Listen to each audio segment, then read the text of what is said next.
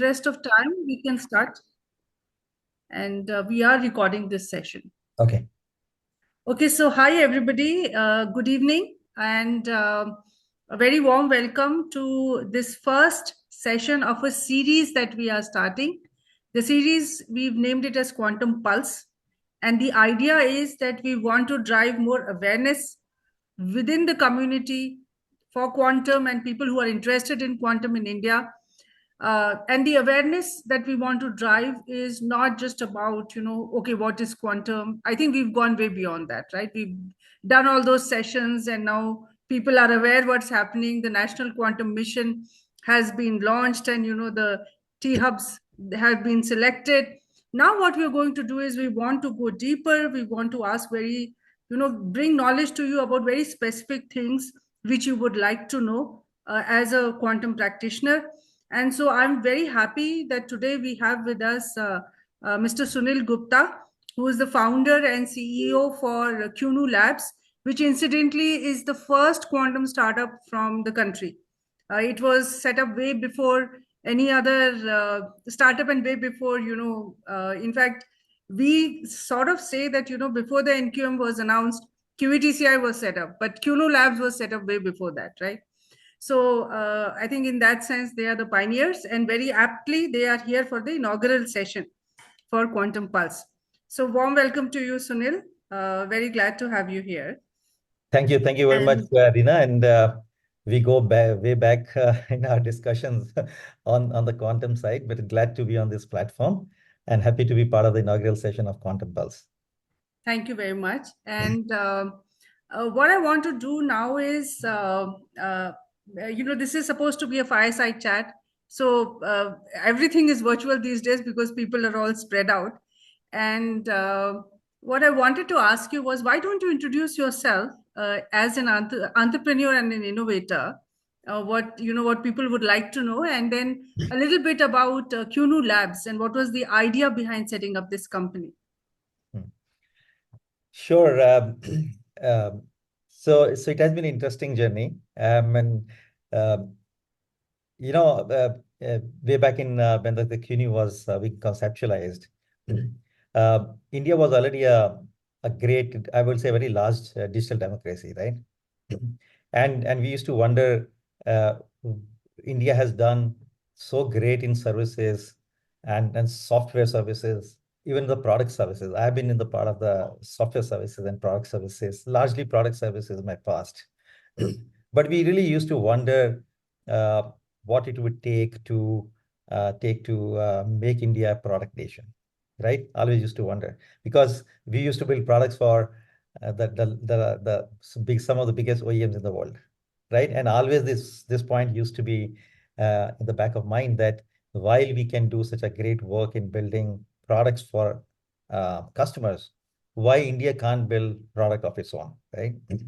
So of course there were several reasons, there were several capabilities that were needed, but I think somewhere this was I would say, unfulfilled desire or buried desire somewhere. And that is what in 2016 when CUNY Lab was the founder of the one of the founder of the CUNY Lab, he said the time has come for India to do a deep tech, right? And if we can't do it now, then probably India would never be able to do this, right?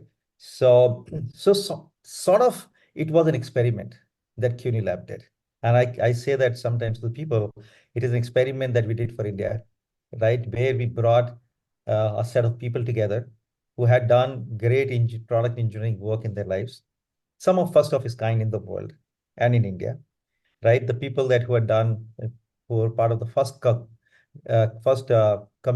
mini computer revolution in India way back in early 1980s to building the first digital switching product with C dot, right? We had members of the team who were part of the core team of C dot.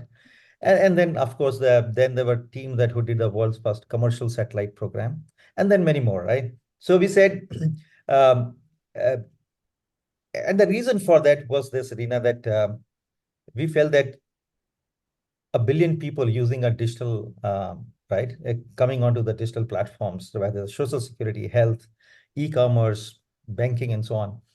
There's no digital economy without digital trust.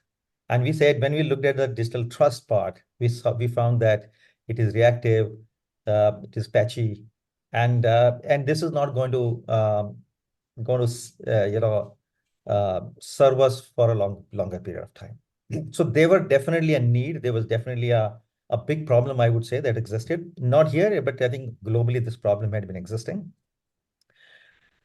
And one of the important aspect, and then I will conclude this first answer, that when we looked at the cybersecurity, we felt that one of the biggest challenges in cybersecurity was that hackers have a technology which is better than the defenders, enterprises. And we said, how can enterprises win this game where there is no technology advantage, right? Of course, you can build processes, you can build regulatory requirements or whatever else you can do. You can do training awareness of the people, but that's not going to be enough, right? Until unless there is a technology advantage.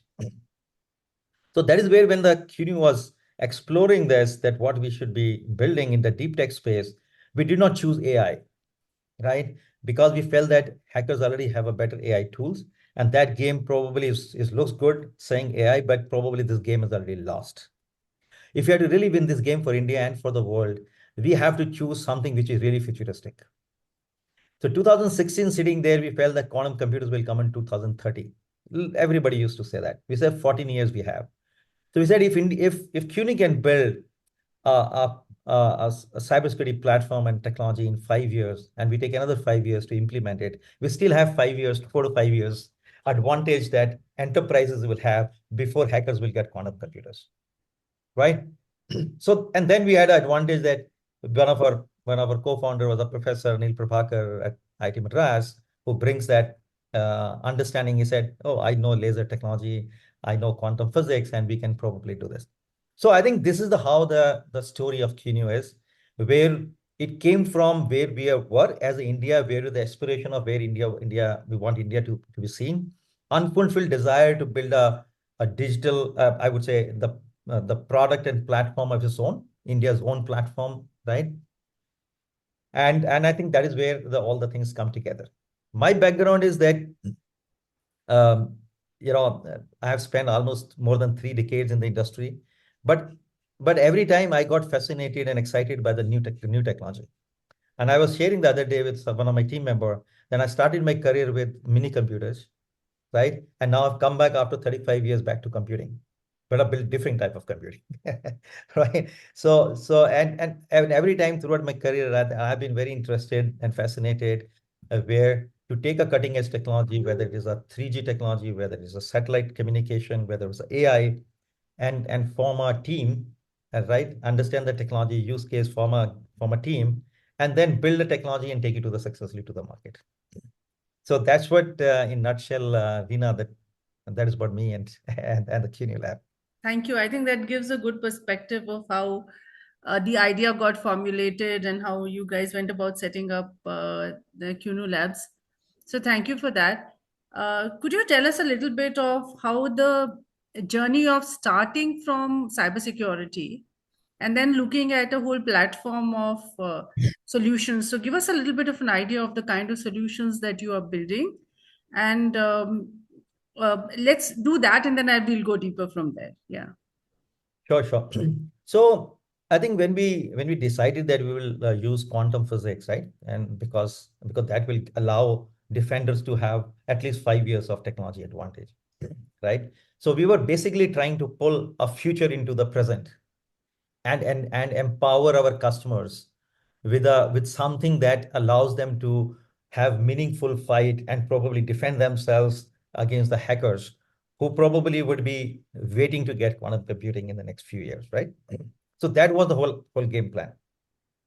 So obviously our first flagship products were quantum cryptography based, quantum random number generator, and quantum key distribution. It also that if somebody is getting into quantum communications, building a quantum physics-based products like a holy grail, right?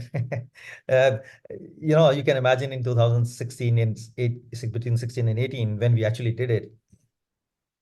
Um, Understanding quantum physics principles and the protocols, and then building a technology out of it, a product of it, out of it was something which was not done anywhere in the world, right? Maybe one company had done that. So when we looked at this whole thing, we divided into four pieces, right? This whole journey. We said proof of science, proof of tech, proof of business, and proof of scale. So we said, first, let's understand what this science is, right? Uh, we put our arms around quantum physics, BB84 protocol, and other protocol that we wanted to build, understand how they work. And there are a lot of experiments. Early on, there were experiments done in the lab. A lot of time, there were hypotheses. You run the experiments and then prove the hypothesis right or wrong, right? You learn from that. So initial 1.5 year was just running experiments after an experiments. And then learning from those experiments and then building, saying what will work and what will not work, right? So that is where we first built a random number generator, QRNG. And then from there, we extended that to quantum QKD, right? Obviously, the first goal was us to build a 40-kilometer QKD, right? Because that itself was a very big milestone. So we did that in 2018, early 2018. We actually, in 1.5 years, we built that first QKD product. Having done that, then the story goes like that we had something, but now you understand these QKD products do not work on its own, right? They have to work in an ecosystem, which means that keys generated by a QKD eventually have to be consumed by somebody else. Fortunately, that time we were part of the Cisco Launchpad accelerator program, and that allows us to integrate our QKD with Cisco routers. And there was some specific protocol that we had built with the pioneer of that protocol in India that called secure key import protocol that we built with Cisco. Later on became a standard. So we integrated and gave our keys to Cisco, and that was the first time a QKD product, I think world over, I think it's the first time it had happened where a QKD had given a keys to a Cisco routers, and they had consumed those keys to encrypt and decrypt the data. So I think that we started with products. Obviously, first 2-3 years we in fact we got our first customer even before we built the QKD, right? It's very fortunate to be in that situation. So I think these were our first two products. So, quick question. I think when you talked about Cisco router using your QKD keys, they were trying to implement which protocol? Were Skip, they? skips, Okay. secure key import protocol. Yeah. Okay. All right. Wonderful. So, and so where is this journey now? What is the capability look like from a QKD perspective? Yeah. So I will just answer that your earlier question. How do we went into solutions, right? Right, When right. we build these products, and obviously we had early defense customers. They were early adopters of this technology around the world. We went to them. We started doing field trials, right? Now this was very important, right? Because having built a product, because building a product is not is necessary but not sufficient, right? Mm-hmm. Because product is in such products is only makes sense when it is works in the customer environment, when it works in the field environment, right? I think that was a journey. I will talk about it a little later, but I think we started that journey and it was very interesting. As we started underwent that journey, we started realizing, we started talking to enterprises, right? At the same time, right? And obviously at that time we understood that, of course, the product has to be very good, technology has to be very, very good, but customers don't buy products, customers buy solutions, Right. right? So, and that is where we started saying that, hey, nobody's going to come and say, give me QKD, and they're going to take QKD and build something. I Mm-hmm. have to build networks for the customers. So Mm-hmm. idea we got that we are not in the business of building QKD or QRNG. We are in the building business of uh, building quantum secure networks for customers. Mm-hmm. We take an optical fiber network, optical fiber infrastructure, and transform that into quantum safe networks, right? And that is probably going to be the stepping stone, probably for the future quantum internet, right? So I think that is where a, a thought process within the company started saying that, hey, how do we start building solutions, right? And then that is where the journey started, and then we started building several solutions. Um, uh, and I will probably cover that later in details. And I think and today where we are, while we have 3 or 4 industry leading product like random number generator with the highest one of the largest throughput that we have, right? Highly random with high throughput random number generator that we use. We have a QKD today, which is we does 200 kilometer point to point. Now that was not sufficient with the point to point. You can't build networks, so we had to eventually go and build a hub and spoke QKD. So build hub and spoke QKD almost about 3 years ago, when we said now using this we can do a metro area networks, right? Um, and then of course when you build networks, uh, networks have many things, aspect. The network needs to be resilient, networks needs to be heterogeneous, network needs to be managed, right? And that is where the other aspect of the things was the network management. Resilient of the network, is somebody cuts a fiber, how do you make sure the resilience of the network is still exists? How do you make sure that there are different components in the network will not only be QKD, it will have routers, it will have it would have hardware security modules, it would have a number of other network elements, right? How do we combine all the different heterogeneous network elements and we still build a transform a quantum secure network, right? I think that was the biggest learning and the biggest achievement, I would say, that today India has that capability, right? That we have today. And as we speak, we are now in the process of rolling out one of the largest security network in the world, right? Wonderful. I think one of the privileges and challenges of being a pioneer is that I'm sure that when you were trying to build the network and were looking at integration of these network elements, you would have had to do a lot of stuff yourself as a company, right? Because there aren't many products out there to fulfill the needs of the various elements of the network. How did that look like for QNU Labs? Yeah, so when we started with Rina, it started with because we knew that it is not possible for a startup with a limited resources and money to build everything on our own, right? And Right. that was our intention as well. Our objective was that how do we build how do we exist with the existing elements, right? Because our idea was not to replace. We never Mm-hmm. wanted to rip and replace strategy. We Mm-hmm. always wanted an upgrade and overlay strategy. Right, right. Integrate with existing infrastructure and then make them secure, right? That's the easiest thing. Is it easy for us? It is easy for clients as well, right? It's very difficult for customers to sell internally that they've invested in a couple of million dollars recently, just to upgrade the infrastructure. Now they have to throw off all everything and buy something else. Mm-hmm. So we started with routers, with existing routers, right? Existing optical fibers, even if we did not have an option to lay a, I would say low loss fibers or something, we had to use the existing optical fiber, which were probably most of the time was not good in terms of the expected loss per kilometer that we expect from the optical fibers. It was much more than that, right? But we have to live with that, right? And manage how do we do that? And then everything else that comes along. So we said we are going to coexist, right? And that was the word in the phase one. Now, after we did phase one, where we integrated our products as an overlay to the existing network, we started seeing challenges, right? Challenge in the sense that um, uh, standards was an issue, right? How do I interop with everybody else, right? Because we did for Cisco, there was a specific protocols implemented between us and the Cisco routers, so we could buy Cisco routers and implement. But then, how do we do it with a Make in India product?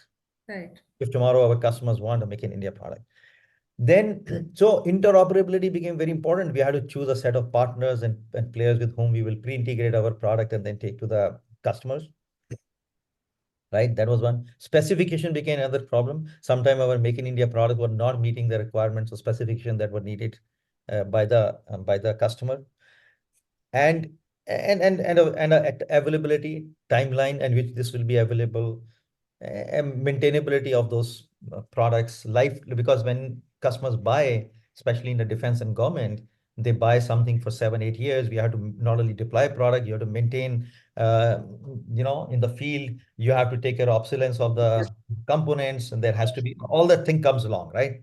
So there were several consideration that made us rethink about our strategy in terms of uh, probably we have to not we probably we had to build some of the components on our own, right?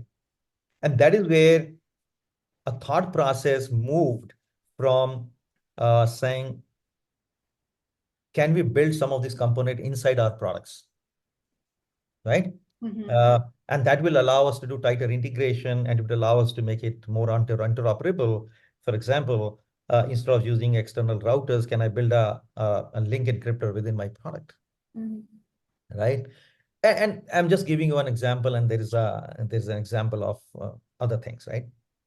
Then another concept that came in that was that also shaped our product roadmap, that building a one QKD is only part of the network that you're doing. And idea was not QKD, idea was to quantum secure networks, which meant that we have to take care of all parts of the network, making sure there's no vulnerability. Because if there is a weaker part that is left, Right. then hackers will use that and spoil the game, right? Mhm. So the concept or the thought process moved that how do we move from a instead of quantum secure network to end-to-end quantum secure network, right? So our thoughts expanded. Then which means that whether it's a last mile, right? Whether it's a network security, whether it's endpoint security, right? If somebody using mobile and laptops, then edge security, and then a cloud security. How do we make sure that everything is encompassed under the quantum tech umbrella, so that when we build these such networks, it will be completely end-to-end networks for the customers. Mm-hmm. So I think that allowed us to reshape few other products, right? For example, I'm building a quantum safe hardware security module, right? Building a free space QKD for the last mile, building uh, uh, uh, even indigenizing some of the components, because some of the critical components that we're buying from outside could be a supply chain risk tomorrow, right? As you know that this technology probably has a little bit of sovereign element. Right. We were worried that some of the components like single photon detector, which is very important piece of this whole thing. Is there a noise there? No, we cannot hear any. Is if there is a Okay, noise in your background, we can't hear it. okay. So so the challenge was that uh, how do we make sure that there's no issue about uh, how do we make sure that uh, uh, that these products are today, these components that are based, our technology is based, are not out of supply. So we have taken some of the components and indigenized those, Okay. right? And There's no so noise. We can't hear. Noise cancellation is pretty good for okay, okay. Zoom. It is Absolutely nothing we can hear. Okay. oh, okay. So it doesn't get recorded also. Okay, no Uh, problem. Because there is some noise from the floor above. you Uh, can ignore it. Yeah. so I think that is where we built an end-to-end quantum networks, and we had some of the components indigenized, right? Right. For our so that's the way our step by step, our thought process, our roadmap emerged in this manner, That's very right? interesting. Yeah, yeah. But it must be daunting as well. Anyway, I think one of the things that you talked about, there are very many things that you talked about in this journey from product, single product or couple of products to solutions, and then how you look at the overall vision of end-to-end quantum network security. There is this key um, uh, issue of looking at all of these components and saying you talked about interoperability, right, and standards as well. So let us look at, and there is one more angle. You talked about how you want to integrate with existing network infrastructure and how things will evolve as we move forward, right? Mm. And these are all moving pieces in my opinion, because quantum is an evolving technology. Let us address them one by one. So I think first thing I want to talk about is um, standardization. Where is standardization right now when it comes to this? And then we'll talk a little bit about how it's evolving and move to the other topics. Yeah, sure. So standards, of course, when we started with this journey, Marina, there were no specifications and there were no standards. So obviously there were drafts available from QETCI, there were drafts available from ITOT, and so on, right? So what we had to do we had to build sort of a proprietary product, from the product perspective. But obviously, because we were taking an approach that it has to exist with the existing infrastructure, whatever draft standards were available, we use those, right? Eventually, the good part is that later on, some of those become a proper standards, and eventually even rolled into even India's own standard that we built later, right? So I think the standards, obviously, because that's a good part or a bad part of you're a category maker, you're a leading technology player, then there's nothing exists. So your responsibility in that, the very interesting part is that while you have a little bit of freedom there, but you also have a responsibility to build those standards for the sake of industry. Right, right. So while we were trying to build our product and taking there, we were also cognizant of this fact that we had to contribute to the standards. We had to make sure that testing, how do we test plan. So we had to test, we have to in fact make our customers aware of the technology. Then we have to show a demo and train our customer on the product and technology. Then we have to build a testing plans on our own. How do we tested our plan? Then we have to even tell our customers why it is so secure, because customers did not have or do not have even today a ability to test and evaluate this product, right? And the solutions. So we had the responsibility of doing a theoretical analysis, build a jig example. We build our own EVE to tap into the quantum channel and explain people that how it works, right? So the responsibility was not only building product, um, but but building all the associated capability to train our customers, educate them so that they can appreciate what we have built and help them accept that product, right? And that is exactly what we did when our first product was evaluated by TEC, right? Of course, TEC has very sharp scientists and people, but they were new to the quantum physics side. So we had to educate them. We had to show them everything. And eventually we became the first type approval product in the country, right? Right. So, so the game involves involves all these pieces, right? And I think so you if so sorry, just can you repeat your question, that I just want to make sure So that I'm could not you, no, no, I had talked about standards, but you've come to testing, understanding. and I Okay, think I goodness, think yeah. a very good question there is, tell us about the challenges in testing such a with examples of like a little bit more technical scenarios, or what are Mhm. the challenges in testing and how did you go about addressing those? Yeah, so I testing and standards go hands in hand, Hmm. because you test against specification or against standards. Right, Right? right. So the question that comes up, Reena, is very interesting, is that when you're building such a product, right, which is industry leading and you're a pioneer in the space, uh, you build your own specifications and standards to start with, right? And you have to be very honest about it, right? You just can't build anything because it suits you. Uh, at times there is a temptation by the team member to do that, but we have to be very honest on that aspect, and be very professional on that aspect, that we are building something for the country which is forward looking, something just to not compromise any aspect of it. So we had independent person in our team whose job would be just to give us a specification and keep us honest and keep us challenging as well. Say, hey, this is what industry is doing. This is what industry is talking about. So we had a people tracking what is happening latest in the industry, in the specifications, standards, what are being building. We would go ahead and build those in anticipation that if we had to write those specifications, what would it be? Right? And at times we actually had a specification which was far more stringent than what customer even expecting. And a couple of times we even got into a problem by putting such a stringent requirements on us, right? And to be honest with you, and we did that, but that was a learning, right? Because we wanted to make sure that aspect is not compromised, right? Now testing is two pieces, right? Normally I don't like the word testing, because it is actually called verification and validation, right? Because what eventually what you want to do, you're building a product, you want to make sure you build the product right, and then you want to make sure you build the right product, right? If you are able to do these two things well, then you have something meaningful, right, and something of value.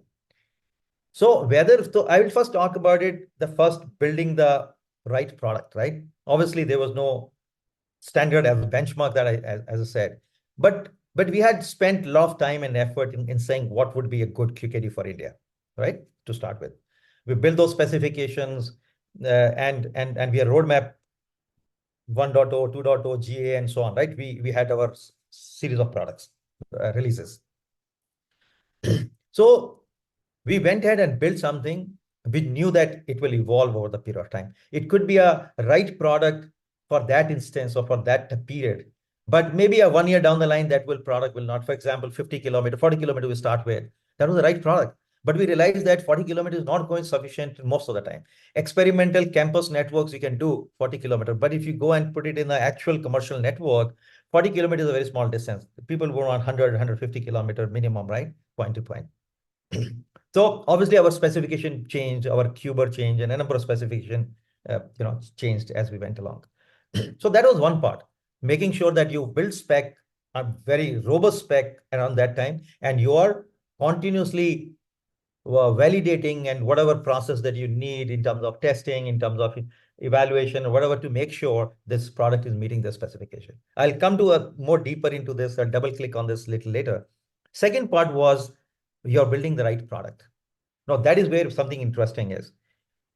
Very early on, based on our experience building some of the best product in the world, we realized that nobody is going to give us a second chance if we build a very shoddy product, which means that we could not afford that somebody will build software, somebody will build hardware, and some other team will do a quality assurance.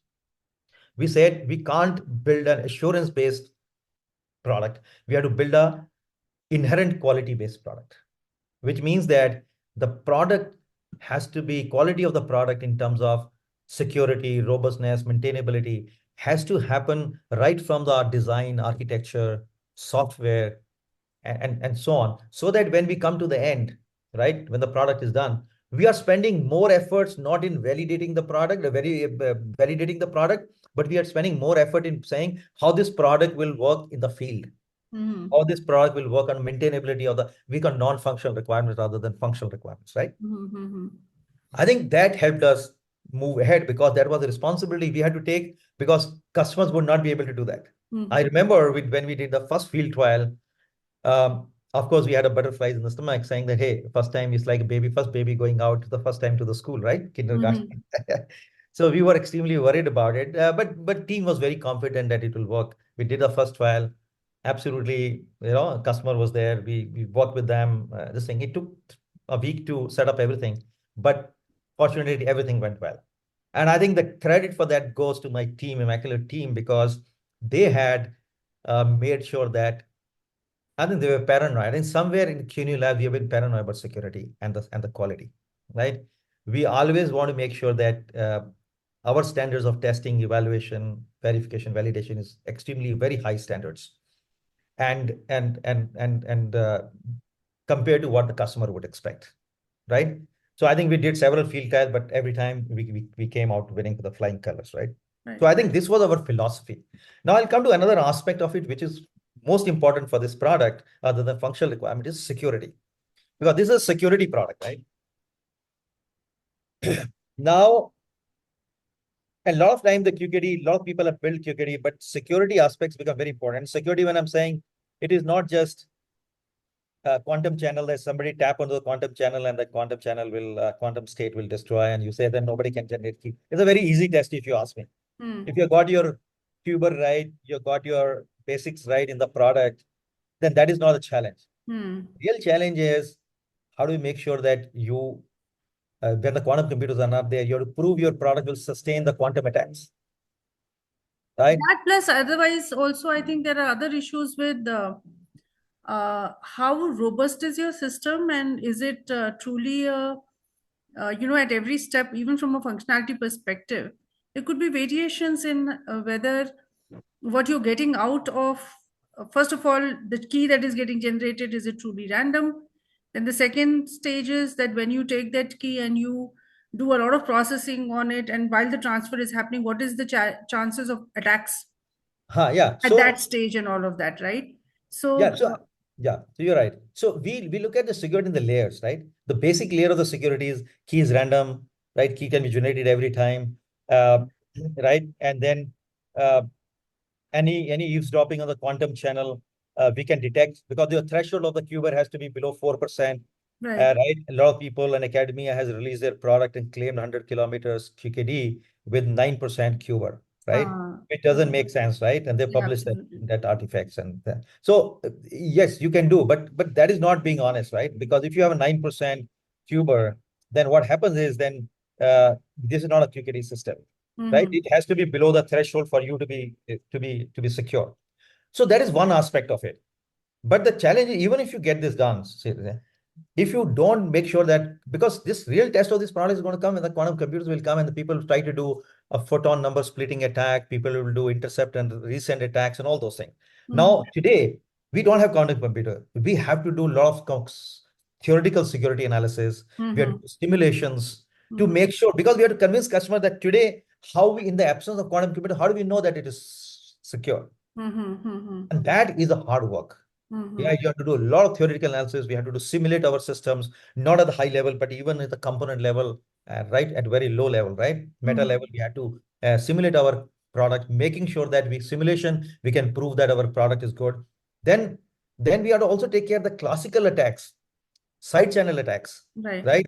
Which are there in terms of, somebody beam with a beam, they're trying to blind the system, a single photon detector attacks, a number of side channel attacks are there. Mm-hmm. So we had to build though that layer, right? Then nobody can hack into our QKD. Even if there's somebody hacker lands into a one in the first part of the QKD, he can never go into the other parts of the QKD because of the island architecture that we built. Mm. So isolations you have to do. Then you have to build a tamper-proof box that somebody tries to open the screw of the box, everything gets cleaned up, right? So we had to build a layer by layer security, and today we have 7 layers of security in our product, Right. right? That's what it is so hard to do it, and that's what it makes it different from anybody else, Right. right? So I think that comes not by, I think it comes by the culture that you have, right? Of secure, how you see security, right? And then the capability of the team to really understand each of the layers. And that's a real hard work. It takes years. We took us almost 3, 4 years to build that. A lot of money, time, and a lot of patience is needed, because you will not succeed. Then you have to do it again and again and again, right? Mm-hmm. And I think that is what, and that's what we say, we built our QKD in the first 3 years. It took it 4 years to perfect it. Yeah, yeah. So, Because if you don't have a perfection, mm, then you don't have the right product, right? right, And that's right, where that's where the second part I said, I'm saying, are you building the right product?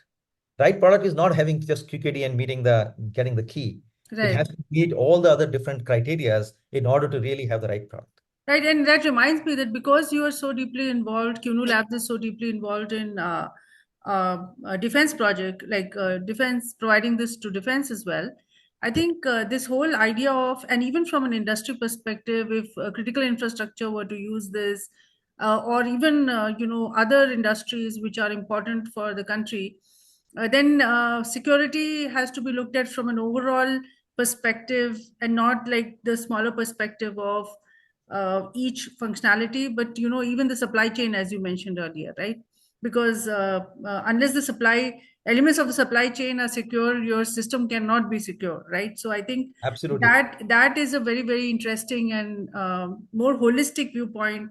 I'm not sure how much, when people look at solutions in the IT infrastructure that we have, how many CIOs actually focus on that aspect, is something that we need to, I think we should do a paper on this, just on this Uh, aspect, so so very that we can interesting point drive you more brought. awareness. Yeah, Yeah, yeah, yeah. supply chain. In fact, the single photon detectors that we import. So talk about, just for people's, because you understand this, talk about how a single photon detector being how could the system be messed up through that. Please go ahead and tell us. See, now you're taking me into uh, into the. No, but it is important. I Yeah, will I not know ask it too is many important. I just, examples, but yeah, at yeah. least one or two to for people to understand. Yeah.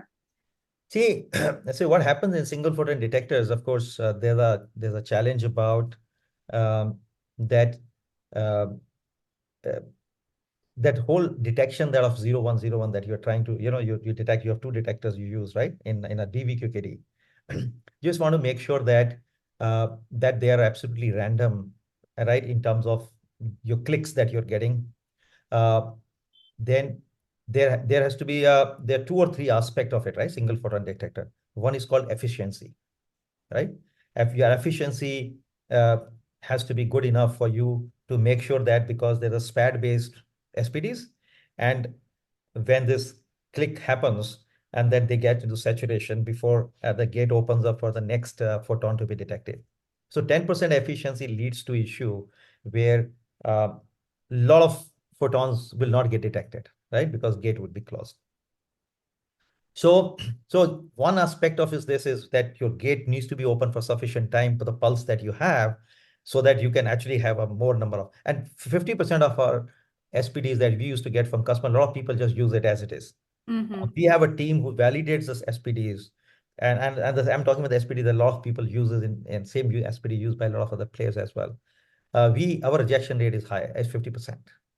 Oh, that's pretty good. Right? Yeah. It actually puts us in a problem, because a lot of time we expect these SPDs to meet our criteria for a for us to fulfill a commitment, customer commitment, and we have a challenge, Mm-hmm. Mm-hmm. right? So we have worked with our SPD vendors on what they need to change. Eventually, Mm-hmm. we had to get a little bit of a customized SPDs, right, in order to get there, which we had, because some of these standard SPDs they were doing were not meeting our requirements. Right, right, Right. right. Then they Absolutely. have a how many dark counts you could have. Mm. These are the certain aspects which is very important for us to really make sure we are getting enough photons detected for us to get us required uh, key rate. Right? If tomorrow I can get a SPD which has 10% to 50%, I could have actually 50% more photons, and then I can reduce my energy and I can extend my distance. Mm-hmm. Right? It's a very subtle. So what happened in the QKD, the distance, key rate, and the security is very tightly balanced, right? And the whole game is about how do your protocols, your design, and your hardware and software, how have you done this to get an optimal balance between the three aspects, Mm-hmm. Mm-hmm. right? So, and that is where you also need to understand the applications, right? If you have an application that do not require high key rate, you could get a longer distance and a better security. And then security being constant, and then if you have an application that require higher key rate, then you have to in fact go with a uh, different even the protocol, Right, right? right. Yeah. So I think there are a lot of intricacies involved there, right? In order to get there. So even the component level, there is a lot of validation, a lot of selection, and learning from that, and then working with vendor to also this is also a process where our component vendor learn from us, Mm-hmm. Mm-hmm. right? And that help them evolve their product as well. Absolutely. I mean, this is early stages, and I think the whole, when we look at the ecosystem and we talked about the value chain, I think that's where what we realized was that while value flows from one part of the ecosystem to the other, when the ecosystem is evolving, there are small circles of value which are getting formulated within It's the very, system. it's Yeah, very yeah. well captured in your value chain report, right? Yeah. Yeah, yeah, Yeah. yeah. Yeah. So I think that is great to know. Now, from a like coming now to the user perspective of looking at how to adopt solutions like this, and so testing is required from that perspective and from a compliance to standards perspective. QNU Labs is going to be playing a role in the at the national level for setting up a test center. Tell us a little bit about this, and especially with the angle to standards, and then also from an end user testing perspective, what is involved, and give us while in general you talk about the whole thing, give us one or two examples of the chat, how this is going to be addressed. How do you even go about testing, let's say, one particular thing? And then, so what kind of test infrastructure needs to be set up, and why this is not a trivial task? Mhm. Sure. So, um, so of course, as I said, that we started our journey with certain standards, which were changing, right, as we were doing it. But some point of time, I think probably about 2 years, 2.5 years ago, when Department of Telecom and the TEC department in particular, and the DOT, took a task of saying that we are reached to a stage where India has to have its own standards. It was very bold step by them. Most of the countries have not taken that, but I'm very glad that they did it because somebody has to take that initiative, and very happy that DOT took that leadership. And the TEC department actually collaborated with us, CDOT, many other players that were there in the SPAC, and they all contributed with their learning, and we came up with the first version of GA specifications for QKD. Now, um, obviously, the only challenge is that that specification to me, some aspect of that was defined little lower in the standards because it had to accommodate even the early stage products, Mm-hmm. right? And which is right, which is okay because you want more and more people to at least build something, because if you put the bar very high, then it becomes very difficult for people to get. So I think uh, those specifications came in, and then people started building those, testing those, right? And as I mentioned, of course, when you get a product certified, right, or evaluated by a third party, then the way today right now is happening because the lab is not available, right? The like say DOT and TC, they don't have their own lab. They don't. So the only mechanism for them to really evaluate and test your product is to witness. So they come in our lab, they understand what we're doing, they understand the design, they understand the interfaces, and then they look at our test plan and they say, okay, first show us what you have done. They want to make sure that our product meets the requirements the way it is specified and the way it's supposed to work. Right? So Mm-hmm. it's the sort of a witness to say it does what it says it does, right? So it's sort of a thing. And after that, they found that, okay, we wrote something, we did something, and it really meets that. Then they started asking for um, some more aspect of it. Uh, can we um, can we change certain parameters? Can we how do we can we see the temperature variation, how the system behaves when the temperature is varied, and all those I call it boundary conditions. Those type of use cases started coming up from that.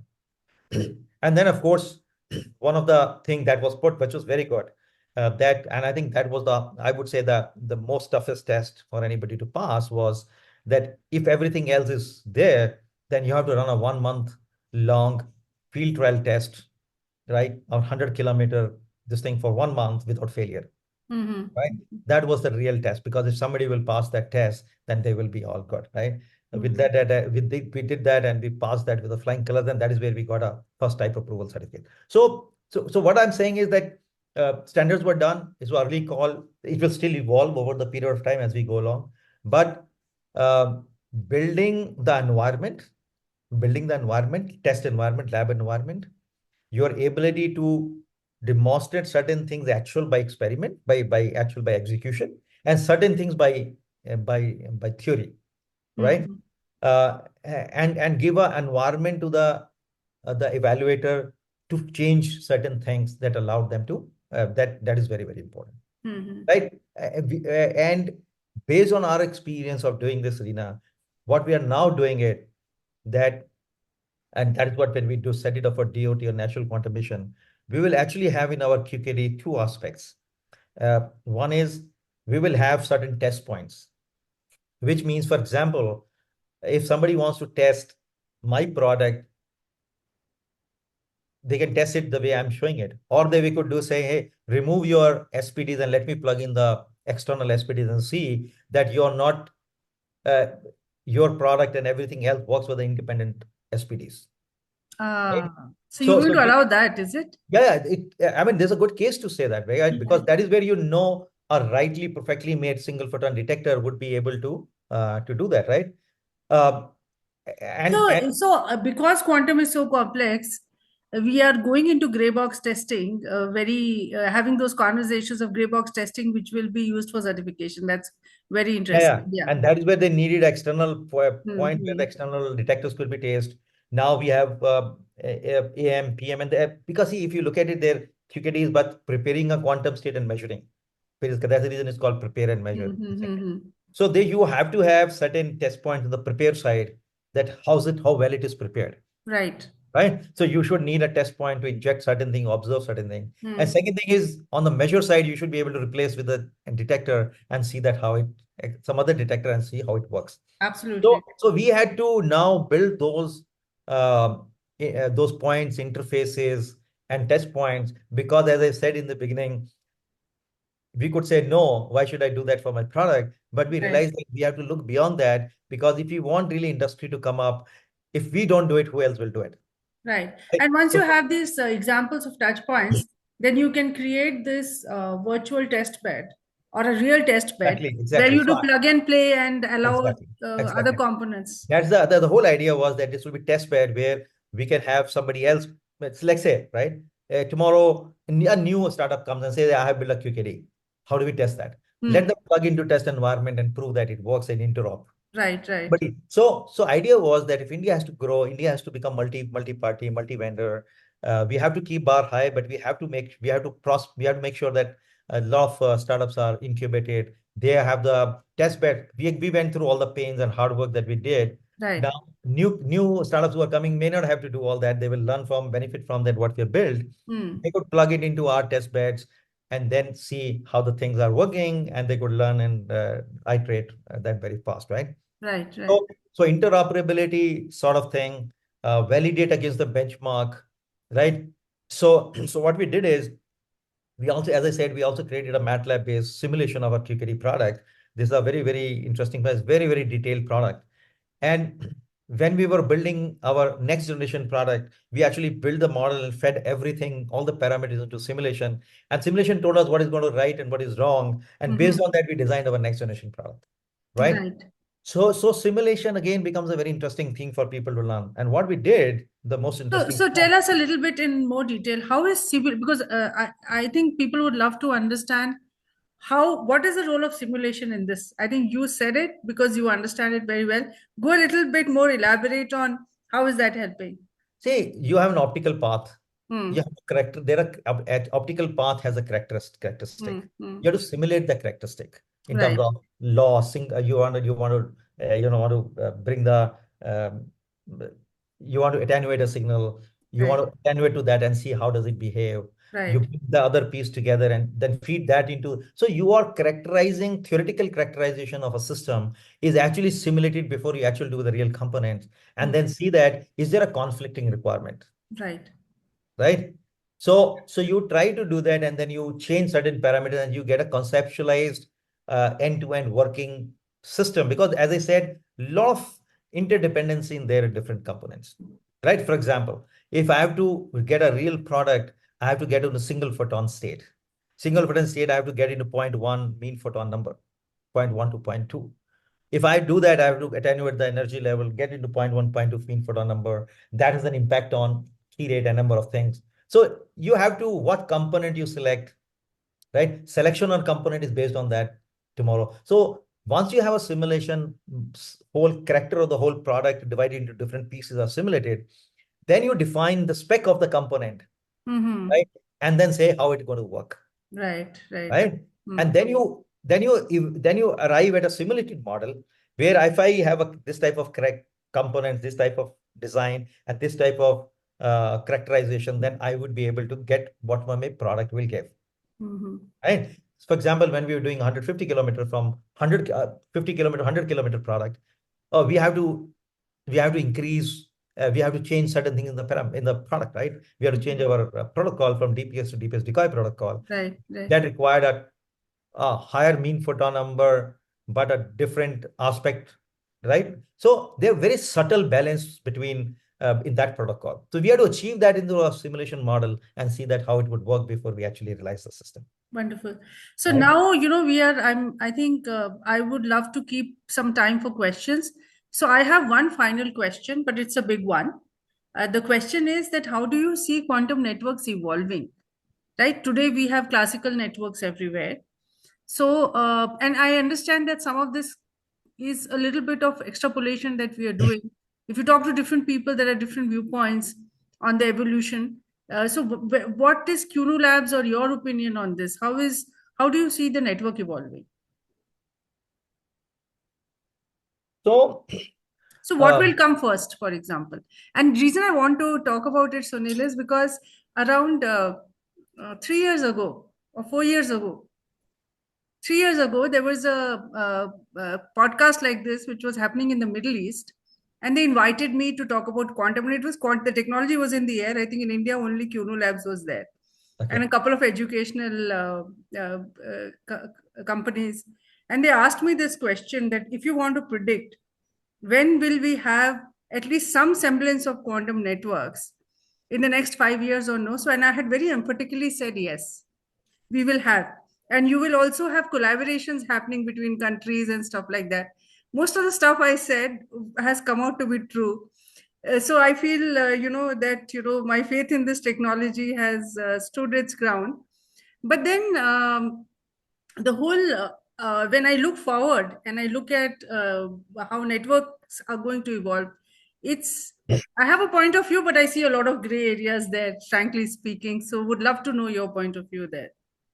So the way we look at it, and this brings a very interesting point that I'm not talked about it yet, that QNU, though our journey started with QRNG and QKD and quantum cryptography, 3 years ago, we actually pivoted ourselves. I will not say pivoted in the sense that we uh, also went into post-quantum cryptography Mm-hmm. tech. Mm-hmm. The reason for that is not that because everybody was doing it or it was uh, uh, the reason we did it because of our deep-rooted belief Mm-hmm. that future networks are going to be hybrid networks, Mm-hmm. right? You cannot have just a it's good to say end-to-end quantum networks. Yes, there will be end-to-end quantum networks, but there has to be certain part of the networks would be quantum resistant and some of them will be quantum secure, right? Mm-hmm. Because the reason is the network is not about technology. Network is about a value created, additional value was created at a right price point, Mm-hmm. right? A Mm-hmm. right price, right? Right Mm-hmm. cost. So we felt that that today, if you see the challenge, right, security, there is a there's a two or three aspect of it. One is, of course, security has to be paramount, but then security and flexibility again comes very important. If you compromise on flexibility, then a lot of use cases and a lot of us, like example, Wi-Fi is not secure because people do not know how to secure a Wi-Fi connections, right?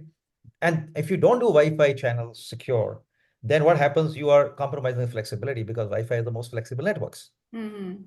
So we felt that our job is not to build a wireline optical fiber transform into quantum safe.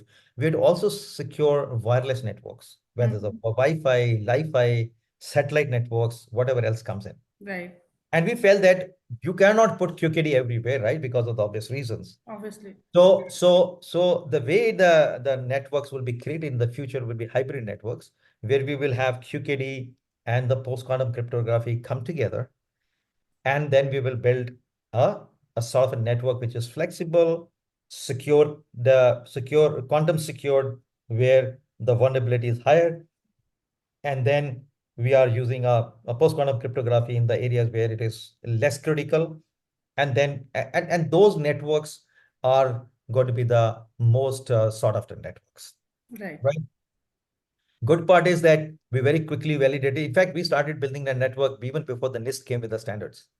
We actually made our own call in terms of we said NTRU and Falcon as the two algorithms we took for key generation and for authentication, right? But Falcon still made it to the final one. NTRU didn't. But what I'm saying is that we had actually taken call very early on, and then started building this. In fact, we have already built 4, 5 such networks, which are hybrid networks, Mm-hmm. Mm-hmm. right? And so I think that is what the future is, right? And the future is again, and now what is happening is these networks, one is this hybrid networks, right?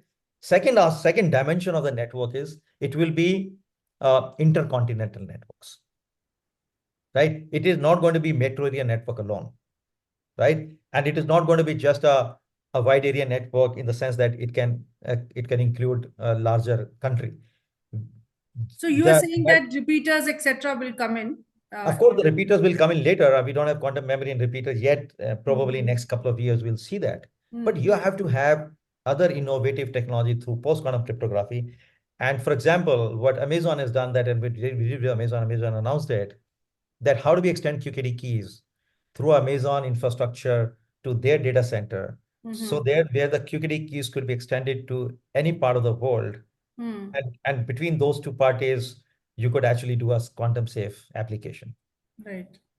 right? So it is possible through a cloud infrastructure, right, to extend your networks beyond the country boundary, and we can actually create a intercontinental hybrid networks today. Okay. This is what is my view is the path to quantum internet. That's the way the quantum internet of the future would be. Is The only evolving. challenge right now is that because of lack of quantum repeaters, right, we are not able to probably do everything that we want to do, right? Right. But today we are realizing intercontinental networks for customers across the different countries and different geographies. Yeah. So that's what I can tell you today. What type of network? Because idea is that Reena, that uh, one is you can wait for somebody to do it, and then again is that we say, okay, let's create a future. Yeah. Yeah. Absolutely. Yes. Because whatever we can think and we can imagine, we can actually create it, right? So Absolutely. first we thought about building networks. We built the QKD networks. Then we said, okay, well, let's build hybrid networks. Build hybrid networks for a lot of clients in India. Right. And now we are talking about building intercontinental networks. And then moment that requirement came up, we actually came up with different pieces. And I think we released the paper in the Nature called Chakra. So audience, I will just suggest them to go and read that paper. It will give them a lot of good idea about. I think what you're talking about, what is the vision? Our vision is actually got published in that paper called Chakra. So the Chakra is CHAQ. It's a quantum is round is Quantum a chakra. yeah, the 360-degree view of the quantum tech that we have. Right. Right. I think we it was published in the Nature's paper. Yeah. Okay. Very nice. Please share a link. Ask Yeah, somebody to right. share a Yeah. link with I'll send Vaishnavi, it. and we'll send it out to all the participants. Yes, Yeah. yes. One thing which I think there are questions there, so maybe we can take a stab at the questions, and otherwise I can bring in my questions. So, Anuj, Anuj Mehrotra, can you unmute yourself and switch on your video so that you can ask the question, introduce yourself? I'm in a actually busy place, so won't be able to start the video, but I can Okay, no actually mention. worries. Yeah, yeah, whatever Yeah, you're comfortable with. Yeah. yeah. Good evening, Sunil.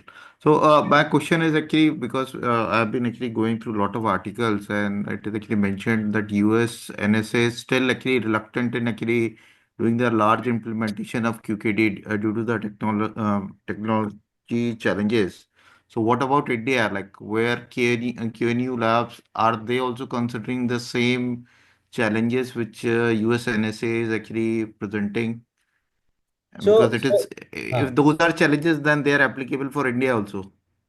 yeah, so those not nothing to do with India actually. That has got to do with the technology, and that they did it 10 years ago. That paper, right, is not a recent one.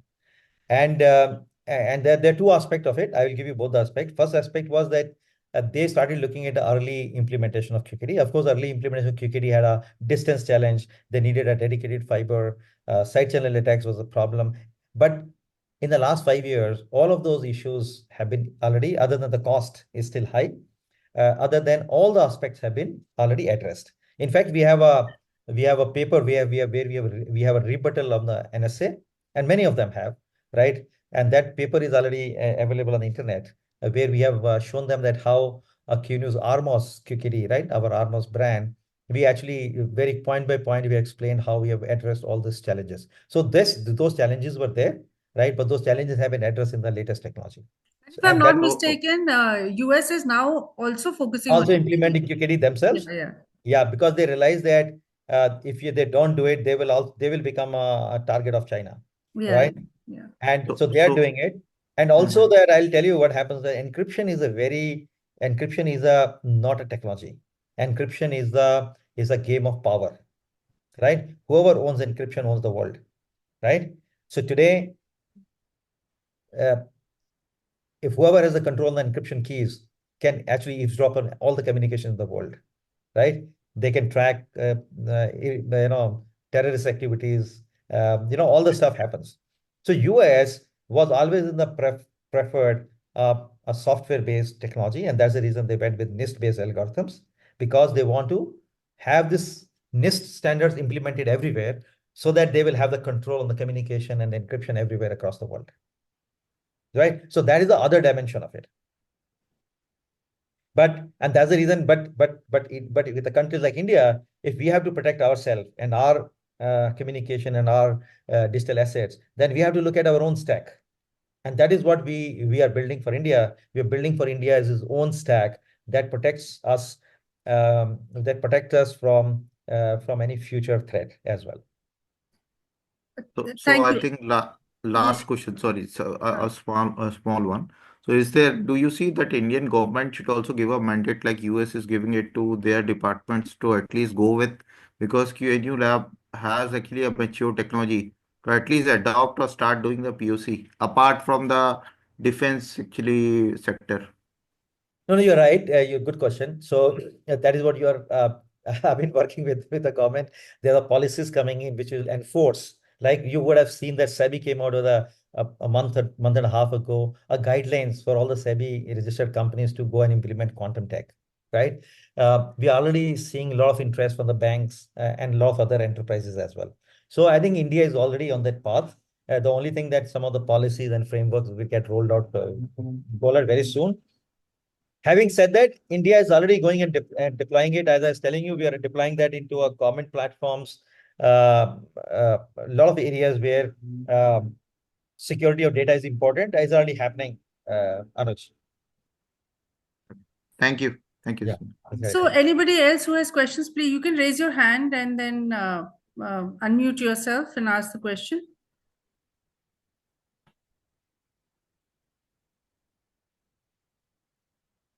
Any other questions?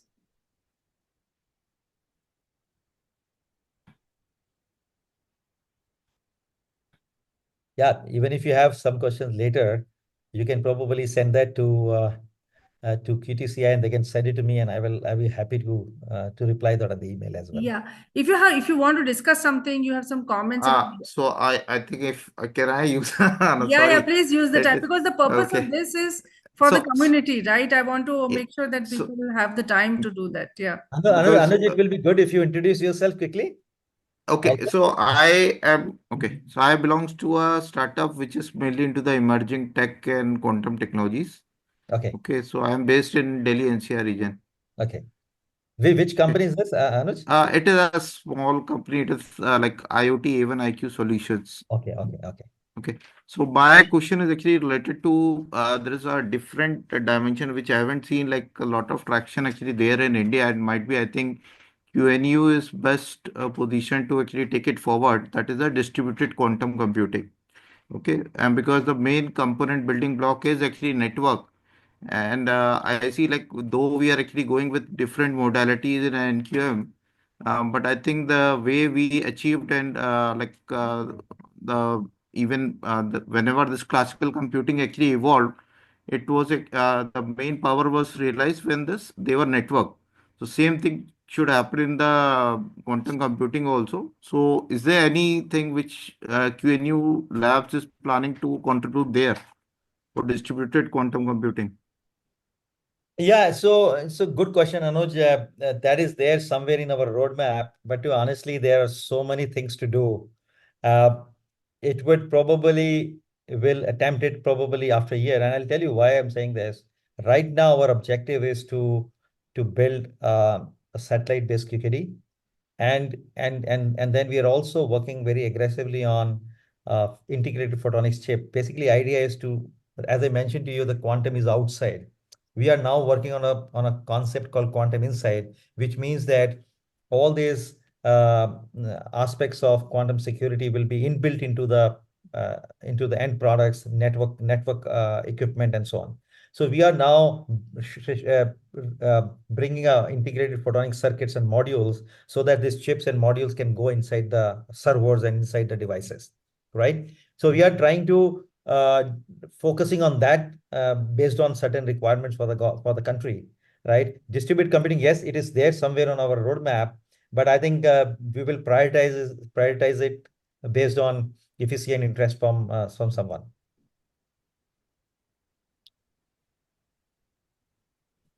Thanks. Thank you.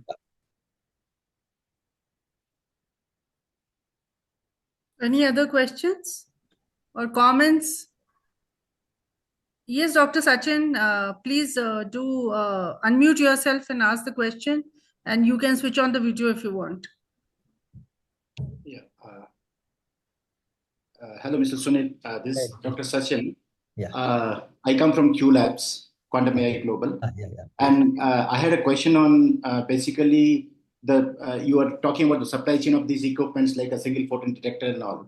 We also have these problems like getting these lasers coming from all the way from US or European countries and all. And there are like lead times and all, which like run in months also sometimes. And like there are kind of, so what do you think like solution, like what can be a solution for these kind of issues like? Yeah, so obviously there are the two approaches. One is to have a multi-vendor approach, right? So that you're not dependent on single vendor, right? And also it allows you to better competition, price points, timeline, and so on. Because the challenge is if you have only one vendor and two vendors, then if there's something happens to their supply chain, you're stuck, right? Second thing is, of course, is to indigenize it, right? All the critical components we have to have, and that's also goal of quantum mission, that we build a single photon detectors, entanglement sources, single photon detector, single photon sources. All those things have to be built internally in order for us to really be a to de-risk our business. Yeah. But do you think the industry in India is kind of mature enough to give us the kind of support we need for like these kind of equipments to be developed? SPDs are available now. I think the two companies are now funded by National Quantum Mission this time, where they're building a superconducting nanowire SPDs, right? Of course, they're costly, but if you're just using an external SPD, you can use that. If you want a low cost SPAD-based SPD, we'll give you by March. If you need it, Okay. so we are building that, and we will be able to help you there. Okay, that's good to know. And another thing, like it's totally different from what we are talking all this while, is I actually come from quantum sensing background and like basically gravimeters, magnetometers. So when we talk so much about quantum, so like how is that thing progressing? Like, No, very good question. means, I'm very glad, Doctor, you talked about it because that is something that we're doing. We don't talk about it. And QETCI Lab actually a year ago started a quantum sensing. Today, we are building gravitometers, and magnetometers both, right? And we have a set of team working on it.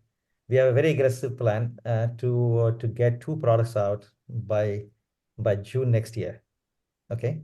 We already have some of the use cases from the government, uh, sort of to some problem areas where they want us to build that. So yes, quantum sensing again, I see is a very, very critical field.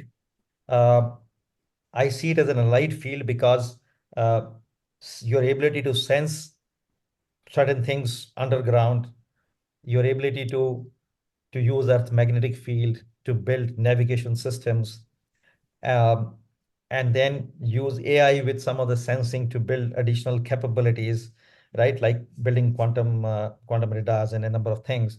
That is going to give you as a country, a very additional power.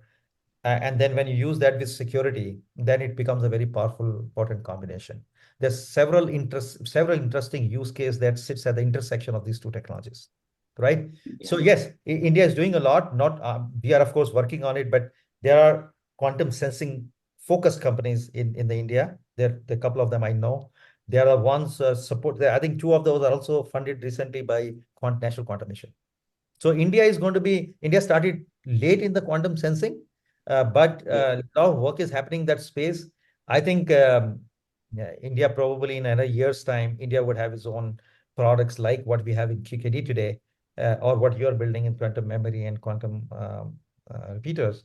I think India would have a robust product in this space as well. Okay, thank you, sir. Thank you. Is there any other comment, question, Anuj?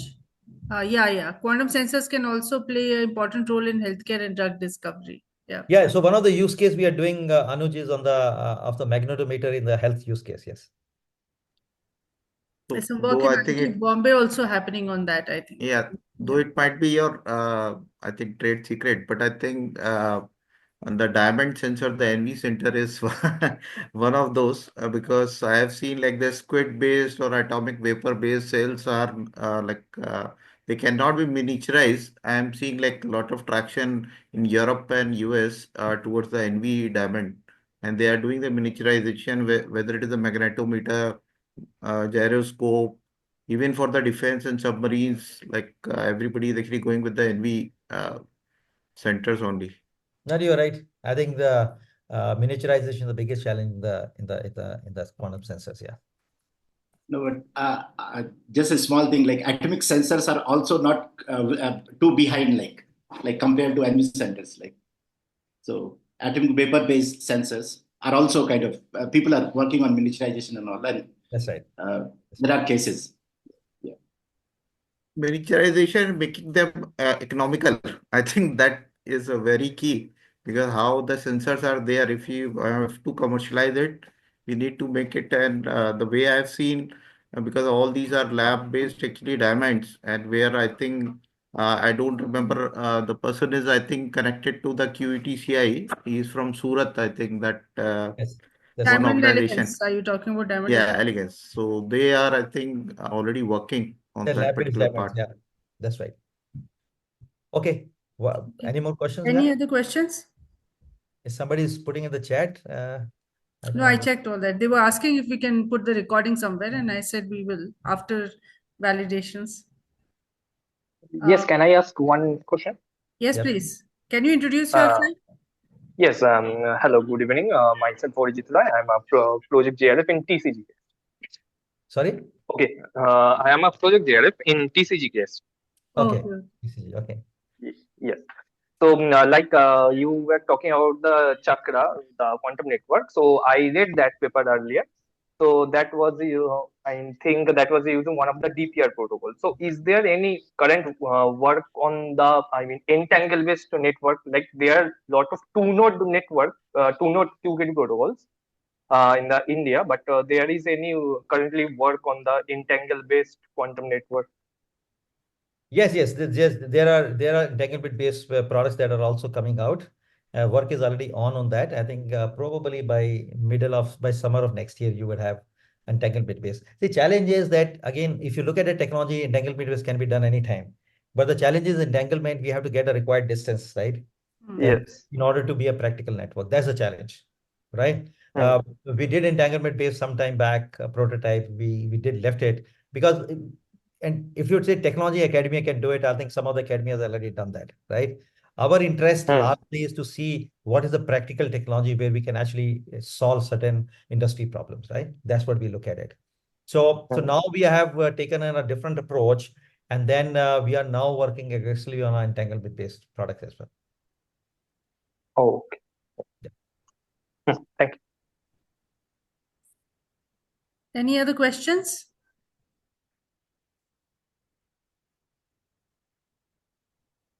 So one Comments? part that I will just touch because it's important. That's the reason this thing. Uh, Yeah. Let's. when, Yeah. when we did a QKD early on, our customers started asking, saying, "How do we know it's a black box?" So we built. What we did is we exposed some of our hardware APIs and we built a front end where we gave them 17 experiments that people can do, and they can change certain parameters of the QKD protocol, a QKD product, to learn about the intricacies of the QKD protocol and quantum physics. That we gave as an education platform, learning and education platform to one of our customers. They're using it, right? Government customer. And now we are taking it out to several universities, several students, and even democratizing the platform where using some of the APIs, people can build certain applications and learn fast, right? So I think that is another aspect which is very important education part, right? That how do we create awareness not only through this session, but how do we build platform which people can use to learn, right? Sure. So I'm I sure just wanted to, Shantanu is he online. He will be very interested in knowing about this. so we'll talk, Reena, in this. How does the QTCI can launch this as a platform for the country, right? Right, right. And it can be a service-based platform. So we will discuss that. How do we take it forward? Sure. Shantanu is on the call and he's working on an overall plan for education Okay. and how we will, I think somebody in your team, we will get him in touch. Okay, sure. All right. I think this was a pretty good discussion. Unless there's any other question, I think uh, But she's asking, Shantanu is saying something, but maybe he's saying my speaker is having issue, but would love to know more about it. Yeah, so we'll connect offline, Shantanu, and we'll connect you to the QNU Labs team. Yeah. So I think this was a great discussion. I mean, despite the fact that we interact a lot, and I thought I know a lot about what QNU Labs is doing, I think there's a lot of new stuff, and I'm sure the whole understanding of the intricacies of how even I think the story that emerged also was how should product development be done for something which is so evolutionary and where there are so many challenges to address. That came out as a side benefit of the whole conversation, but very useful. And thank you everyone for joining. Thank you, Sunil, for this wonderful session. And we will be posting the recording of this on our channel on YouTube. So please go ahead and register there in case you want to, if you joined late and you want to understand more of what's happening, or if you want to ask more questions, please feel free to write to us at any point in time. Before you leave, in the meeting group chat, can you, on a scale of 1 to 10, just put a number there from your side as to what you think this session was? So please, that's a request before you leave. In the chat window, put in a number from your side on a scale of 1 while to people 10. are doing that, Reena, I think it's a great initiative. I loved sharing that. A lot of things that we had done, we haven't got an opportunity for such a session to share. A lot is still left untold, but I'm sure that we'll get future this thing. Great audience. I think the very good question that people asked, and really enjoyed the session. Thank you. All right. Thank you, everyone. Thanks. Yeah. Bye. Okay. Bye.